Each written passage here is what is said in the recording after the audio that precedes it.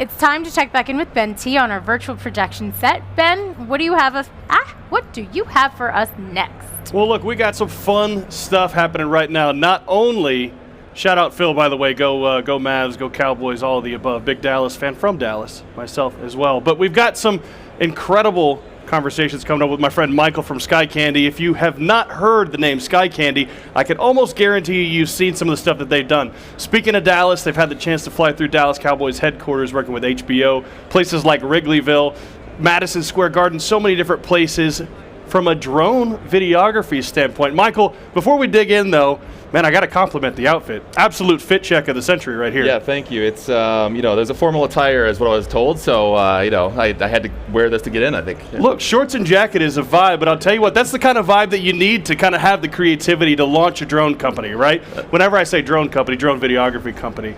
Now, I want to ask, when we talk about Sky Candy, what was sort of the inception behind the company and maybe even the inspiration behind why you would launch something like that? Yeah, it all started back in 2010. I actually joined the Army, and the Army offered me a couple jobs. It was either a generator mechanic or a drone operator, and I didn't know what a drone was at that point, but I took the drone job, and it catapulted me into this industry. And then in 2013, 2014, I started buying these consumer drones, slapping GoPros on these DJI Phantom 1s and just putting it up and capturing cool stuff for friends. And over the last 10 years, obviously the industry and technology has evolved extremely quickly, and we're doing crazy things now.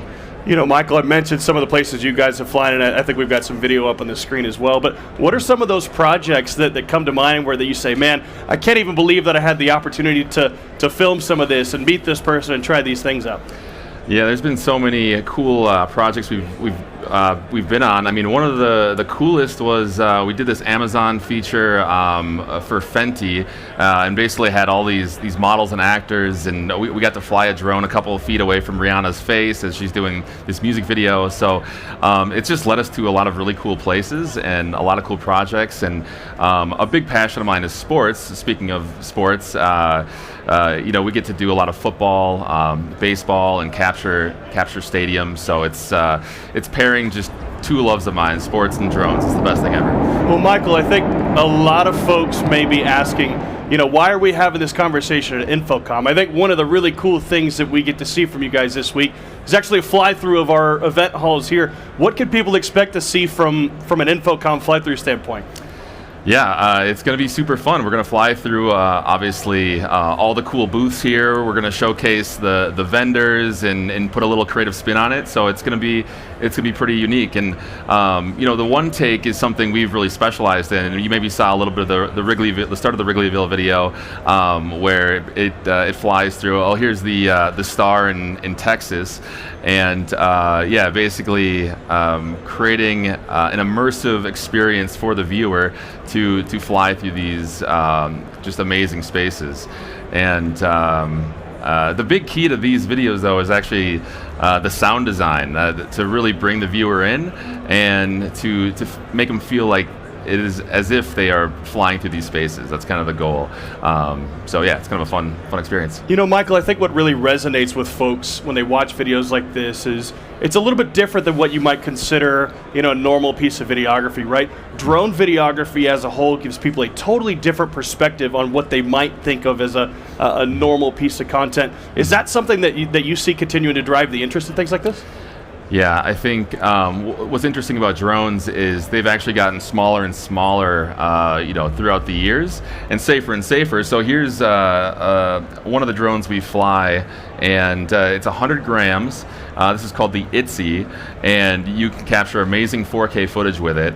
But it allows you to get shots that have never been able to been produced before because the safety aspect. So we're actually flying this. We flew this at Madison Square Garden during the Knicks and Rangers series in the playoffs.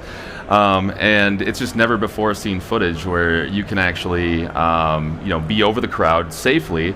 And, lawyers are starting to sign off on this and say, yeah, that is okay. And so, you can see some of the content with a full crowd. It's pretty unique. So, it's been really, really fun.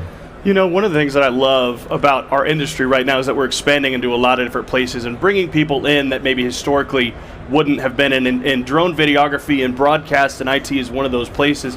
You know, you and I had a chance to talk a little bit earlier, but you mentioned that there's such an interest with younger people kind of aging into the industry for the first time, not only from a piloting standpoint, but people that are really willing to take those risks and bring new perspectives. How do you see new folks in the industry really adapting technologies like this?